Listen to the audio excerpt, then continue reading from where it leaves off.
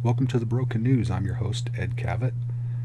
Today is November 25th, 2020, and here is your regular person's Main Street level take on the news.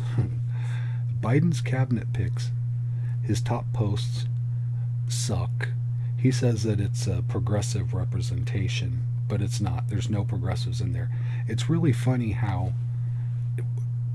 we look at the primaries for who's going to be the Democratic nominee for president, and all of the people that no one liked, no one followed, were super critical of, no one was supporting them, those people end up as vice president and other places in the cabinets. And then those people who were being supported and had a really good run up until all of a sudden something happened. Oh, I don't know, some finagling at the DNC. And then we see people dropping out because they're going to be in the cabinet. And the people that were convinced that it was just kabuki theater, they've tried to press through.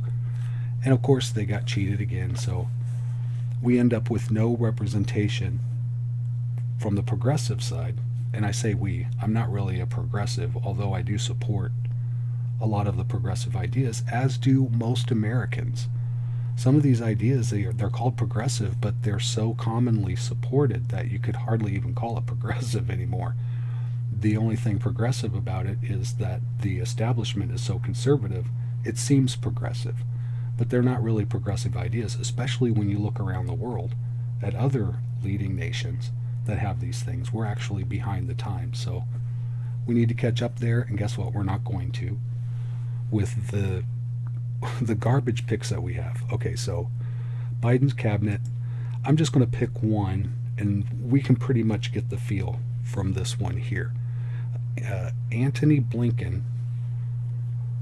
Do you guys remember him from his previous stints in government? Well, if you don't, he'll remind you with his West Exec Advisors website that tries to convince corporations that these people here are who they need to help them plan their business strategy. And I don't know how familiar you are with corporate business strategy, but I could promise you a huge slice of that pie is lobbying. And the other slice of the pie is getting through the bureaucratic red tape. And in this website, which is, I guess, a think tank, it's more like a lobbying group of strategists, I guess. They're all government people. So the corporations go to these active or previous government officials and find out how they should do their business. And it all legit, right? The businesses want to work within the law, and they need to know how to do that. And the people that are familiar with the laws help them as advisors. And it all sounds wholesome. But that's not what's going on here. What you have is you have a corporation like, we need a certain law, or we need not a law, or we need a tax break, or whatever it is that they need the government to do for them. And then they hire these people here from West Exec, and West Exec gets it done. They get the law passed, they get the tax break, they get whatever it is that the corporation needs. And the only thing that really keeps the corporation from doing what they need to do is the amount of money it takes to do it. That's the only, you can do whatever you want as long as you have enough money, because there are always people that you can have access to that will get it done for you if you pay them. So say there's a law that's going to get passed and it can cost your company $100 million. Well, spend $25 million lobbying. You've saved $75 million when the law doesn't get passed. I mean, that's sound business practice. Meanwhile, the rest of America gets screwed. So that's who Antony Blinken is, just on the surface, just from this here. Now, we won't go into his record too far about how he's done some really horrible things, pretty much as a war hawk, and he wants to help these corporations through this West Exec Advisors. He wants to help those corporations get military contracts. Well, what do you need military contracts for unless you're waging wars all over the planet? So the wars are going to continue. We're just going to find another excuse, another place to go, so we can keep pumping money into the military-industrial complex so that all these corporations' lives can be supported by military contracts, because that's what we do in this country. We don't support real businesses unless they're killing people on the other side of the planet. What's the next thing? Nancy Pelosi. Oh, Lord have mercy. 2 more years.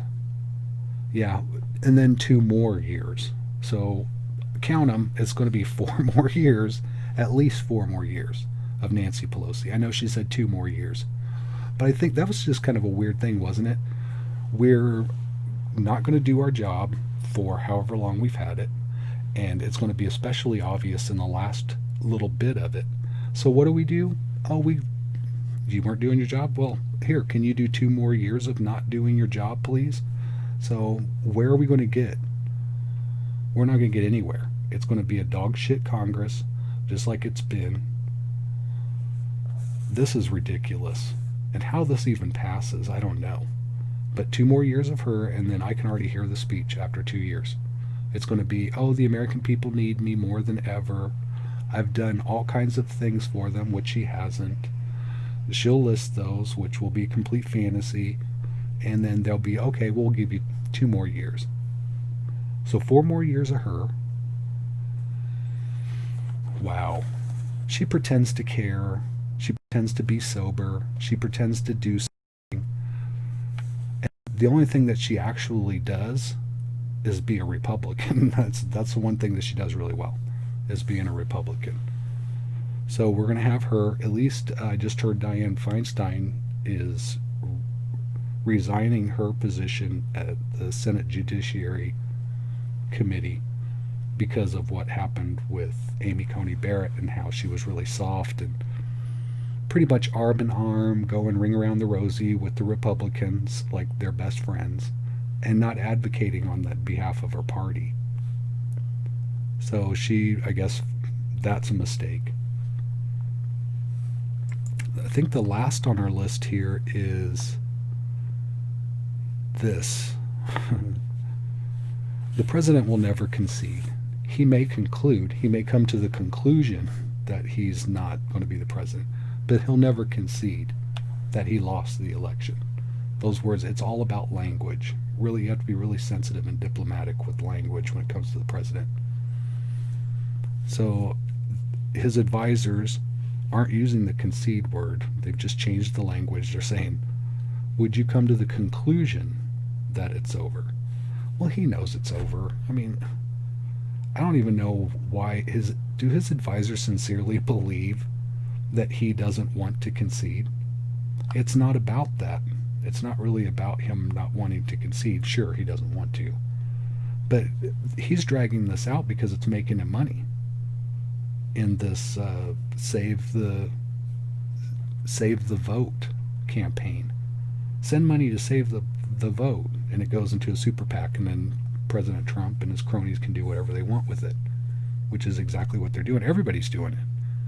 Since when has it been like a GoFundMe for everything that our politicians have to do? Now it's a GoFundMe for the transition team for the president-elect. Are you shitting me? Has anybody else in history had a GoFundMe to transition into the office of the presidency? That's just ridiculous. It takes grift to a whole new level, for sure. It definitely takes grift up there. So he's going to continue to grift as long as he can, and then for 4 years he's going to have his own TV show or whatever it is, and that's going to be just a 4-year long campaign to get reelected in 2024, which he will. He will get reelected in 2024 if he's still alive. Maybe-ish.